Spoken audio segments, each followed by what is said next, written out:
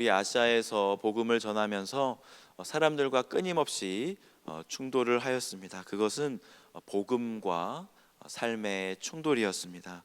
예수 그리스도를 믿은 후에도 우리의 삶과 하나님의 말씀이 부딪힐 때가 종종 있습니다. 아마 우리의 삶이 마치는 순간까지 부딪히게 될 것입니다. 하지만 하나님의 말씀이 타협하는 경우는 없습니다. 하나님의 말씀은 우리의 삶을 변화시키기에 그 능력이 충분합니다. 우리가 순종하고 하나님께 우리의 삶을 드리기만 한다면 우리의 삶은 변화될 것입니다. 우리 삶 속에 아직도 하나님의 말씀에 비추어 보아서 변화될 부분이 있습니다. 누가 하나님 앞에서 나는 완전합니다, 나는 다 거룩합니다라고 할 수 있겠습니까? 하나님의 말씀과 부딪히는 영역이 있지요. 경제적인 부분이 있을 수도 있고 내 마음에 아직도 하나님의 사랑으로 사랑하지 못하는 그런 부분, 아직도 조건적인 사랑을 하고 있는 모습이 있는지도 모르겠습니다. 사도 바울이 이제 다음 사역을 계획하고 에베소에서 떠나려고 할 무렵 복음으로 인해 도시에 적지 않은 소동이 있었다고 합니다. 어떤 일이 있었습니까? 데메드리오라 하는 은장색이 있었습니다. 은장색은 누구냐면은 은으로 세공하는 사람인데 성경은 이 사람이 은으로 아데미의 신상 모형을 만들게 하는 자였다라고 기록합니다. 자기가 거느리고 있는 직공들을 통해서 자기뿐만 아니라 많은 가정들을 풍요롭게 먹여 살리는 그런 사람이었죠. 그런데 이 자가 자기 밑에 있는 사람들, 은세공을 하는 사람들과 또 물품 영업에 종사하는 사람들을 모아서 이야기를 시작합니다. 자신들의 풍족한 생활이 어디에서부터 오는지 이야기해 주는 것이죠. 우리들의 삶은 풍족합니까? 아니면 궁핍합니까? 만약 우리의 삶이 풍족하다면 이 풍족함은 어디에서부터 오는 것인가요? 데메드리오는 이 풍족함의 근원이 자신들의 생업에서 있다고 보았습니다. 그리고 이전에 자신들이 누리고 있는 물질적인 풍족함을 빼앗겨서는 안 된다라고 그들은 생각하고 있습니다. 물질적 풍요로움에 첫 번째 가치를 두고 있는 것이죠. 그러면서 계속 이야기를 이어갑니다. 26절 말씀입니다. 이 바울이 에베소뿐 아니라 거의 전 아시아를 통하여 수많은 사람을 권유하여 말하되 사람의 손으로 만든 것들은 신이 아니라 하니 이는 그대들도 보고 들은 것이라.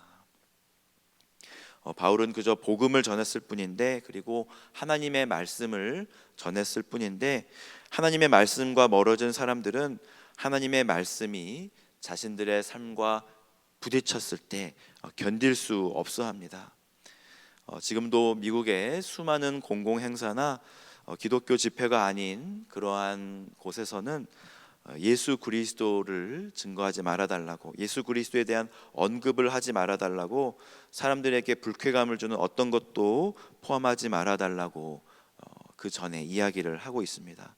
20년 전에도 실내에서 이렇게 공공 집회를 할 때 아니면 작은 모임을 할 때 전도를 하지 못하도록 그렇게 규례가 있었던 것을 기억합니다. 사람들이 듣기 좋은 말만 듣기를 원하고요. 복음이 자신들의 인생에 들어오는 것을 원천적으로 봉쇄하고 있는 것이죠. 이것이 사도 바울의 두 번째 어려움이었습니다. 하지만 이런 어려움도 바울은 뚫고 나갔습니다. 바울은 복음을 전하는데 이런 어려움도 개의치 않았습니다. 사도 바울은 빌립보에서 붙잡혔으며 베레아 지역에서도 사람들에게 붙잡힐 뻔하였으며 에베소에서도 큰 어려움을 겪습니다. 자신의 동역자들이 사람들에게 붙잡히는 모습을 봅니다. 사람들은 분노하였습니다. 첫 번째 이유는 자신들의 풍요로움이 바울로 인해서, 바울이 전하는 복음으로 인해서 제한되어질 것이다 라고 미리 추측해서 생각하였기 때문이고, 두 번째로는 자신들의 섬기는 여신과 신전의 위엄이 떨어질까 염려하였기 때문입니다. 그들은 분노하면서 외칩니다. 크다 에베소 사람의 아데미여. 아데미는 그들이 섬기는 여신이었습니다. 그들은 자신들에게 다가올 문제들 앞에서 아주 격렬하게 반응하였습니다. 아직 일어나지도 않은 일에 대해서 자신들의 모든 것을 가지고 반응하였죠. 어려움이 다가왔을 때, 어려움이 다가올 것이라 생각했을 때 이런 어려움이 왜 다가왔는지 돌아보지도 않고 바울이라는 사람과 그의 가르침이 자신들을 공격한다고 여기고 온 시내를 요란하게 만들었습니다. 그들은 가이오와 아리스다고를 붙잡고 연극장으로 들어갑니다. 그 무리들이 달려 들어갔다고 기록한 것을 보면 얼마나 그 마음에 분노가 가득하고 급하게 들어갔는지 모릅니다. 바울이 급박한 상황 속에서 연극장에 들어가려고 하였지만 제자들은 그를 말렸고 또 바울과 안면이 있는 연줄이 닿은 고위 관리들도 바울에게 통지하여서 연극장에 들어가지 마십시오라고 그는 통지받았습니다. 32절 말씀입니다. 사람들이 외쳐 어떤 이는 이런 말을 어떤 이는 저런 말을 하니 모인 무리가 분란하여 태반이나 어찌하여 모였는지 알지 못하더라.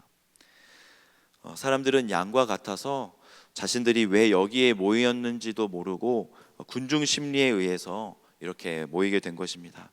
너무 급하게 모인 나머지 그 모임은 무질서했으며 혼돈하였습니다. 그 무질서함 속에서도 유대인들은 정말 대단하였습니다. 자기들은 바울이 전하는 그리스도와 우리들은 상관없는 사람들이다라고 알리기 위해서 이렇게 입장 표명을 하려고 하였지만 사람들은 나오는 그 사람이 그가 유대인인 줄 알고 크다 에베소 사람의 아데미여 소리치며 2시간 동안 난동을 계속해서 부립니다. 이런 모습이 어떤 모습과 비슷하냐면요, 마치 작은 동남아시아 도시에 있는 한인들이 살고 있는 그런 도시에 한국의 한 선교사님과 선교팀이 가서 복음을 전하다가 그곳 원주민 분들과 함께 폭동이 일어났습니다. 그런데 그 도시에 있는 한인들이 자신들은 이 선교팀과 선교사하고는 상관없다고 말하는 그런 모습과 비슷한 것이죠. 조금 난리가 잠잠해졌을 때 에베소의 중심 관료인 서기장이 무리를 진정시킵니다. 그리고 하나하나 그들에게 말해줍니다. 먼저 그들이 아데미의 신전지기가 된 것을 그 누구도 부인하지 못하고 바울로 인해서도 너희들에게 피해가 가지 않는다 이렇게 말합니다. 두 번째로 바울로 인해서 아무런 경제적인 손실이 발생하지 않았으며 그들이 믿는 신을 비방하지도 않은 사실을 또 말해줍니다. 세 번째로는 너희들이 지금 이렇게 모인 이 모임이 절차가 좀 문제가 있다라고 말해주고, 네 번째로는 지금 이 모임으로 인해서 도시 전체가 어려움을 겪을 수 있다고 이야기해주고 이 모임을 그냥 해산시켜 버렸습니다. 무질서했던 몇 시간의 폭동이 다시 잠잠해지고 에베소는 질서를 되찾았습니다. 복음으로 인해서 사람들의 마음이 격동되고 그로 인해서 바울과 일행은 어려움을 겪었지만 그 일로 인해서 좌절하거나 또 낙심하지 않았습니다. 분노로 맞서지 않았습니다. 악을 악으로 갚지 않았던 것이죠. 하나님을 신뢰하며 인내하였습니다. 물론 이 일로 데마드리오가 복음을 받아들였다고 볼 수는 없고요, 또 에베소에 있는 유대인들이 개종하였을 것이다라고 볼 수는 없겠지만 그들은 분명히 하나님의 일하심을 그들의 눈으로 보았습니다. 폭풍우와 같은 폭동이 지나갔음에도 불구하고 바울과 그 일행은 털끝 하나 상하지 않았거든요. 하나님과 세상이 부딪히면 세상이 깨어집니다. 하나님과 우상이 부딪히면 우상은 가루가 되어버리죠. 우리가 의지하던 세상의 것들이 복음과 부딪히게 될 때 사람들은 이유도 모른 채 분노할지 모릅니다. 하지만 그 분노가 사라지고 그들은 하나님이 어떻게 이 세상을 이끌어 가시는지 보게 될 것입니다. 오늘도 주님은 우리의 삶을 두드리시며 말씀으로 우리를 이끌어 가시고자 합니다. 주님이 말씀하실 때 분노로 반응하지 않고 겸손하게 주님의 말씀에 순종하는 복된 하루 되시기를 주님의 이름으로 축복합니다. 이 시간 말씀을 놓고 함께 기도하겠습니다.